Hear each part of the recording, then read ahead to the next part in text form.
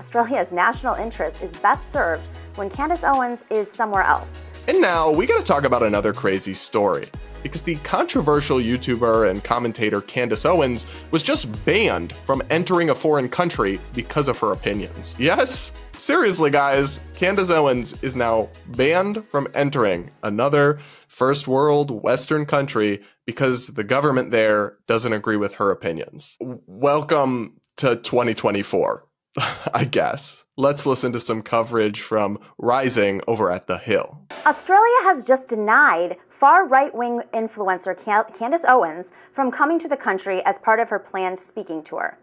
Australia's Immigration Minister Tony Burke said, quote, Australia's national interest is best served when Candace Owens is somewhere else, from downplaying the impact of the Holocaust with comments about Nazi physician Joseph Mengele, through to claims that Muslims started slavery. Candace Owens has the capacity to incite discord in almost every direction. For context, Owens has long been a controversial figure because of claims she's made about the Jewish, Muslim, and transgender communities. The Anti-Defamation Commission, who pushed for Owens to be barred in Australia, said the decision was, quote, a victory for truth, for decency, and for the millions of Jewish souls and millions of others whose memory she so shamelessly desecrated. Owens had scheduled a 5-date speaking tour in Australia in November, where she planned to hit 5 different cities.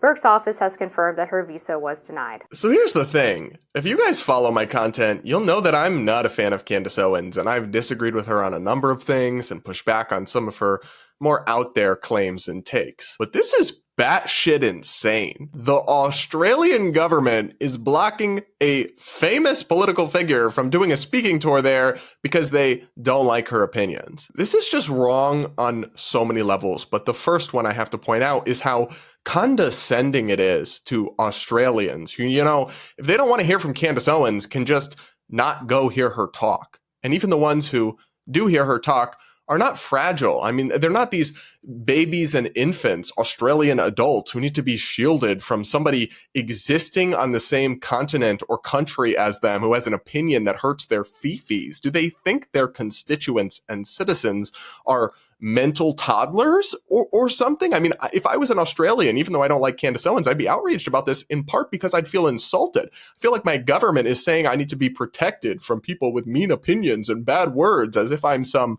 emotional wet blanket that just crumples when my fifis get hurt, rather than as a person, as a Jewish person, for example, who's probably experienced a lot and quite resilient, a person who can handle hearing different opinions or tuning them out if I don't want to hear them and going out on and about my life without noticing or without giving them the time of day. It's just so condescending to take this approach. 2, I really question the consistency and just the arbitrary and kind of capricious nature of something like this. What? Some government bureaucrat in the Australian government just gets to decide this, gets to decide who gets to come in and who doesn't based on how much their opinions hurt their feelings? I'm sure all sorts of people come to Australia for talks or events that some people consider offensive. So which opinions are the two offensive ones, the bad ones that have to be banned from entering the country? It's just, it seems totally arbitrary and like a really kind of dangerous and vaguely Orwellian power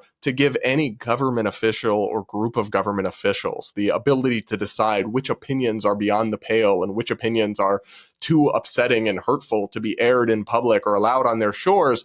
All of it is just something I would never want to trust a government official or politician with at all. Stuff like this also always seems to have a Streisand effect, right? Where it's now making international news that Candace Owens has been barred from Australia, whereas if they just let her go speak at a couple events, I'm sure several hundred people would have attended them or whatever, but now she's going to get, honestly, thousands and thousands of dollars of free publicity from coverage of this that makes her out to be kind of a victim. And in this case, at least, understandably so. So if anything, I mean, a lot of people will see her and look towards her more sympathetically, and she'll gain name recognition and brand awareness. And whenever they try to do this, whenever governments try to like shut down controversial people, it just has this peculiar and kind of ironic habit of often redounding to the opposite effect, to the person's benefit, you know, making them look like, oh, they're a dangerous truth teller who's being suppressed, when in reality, they might just be kind of a crank.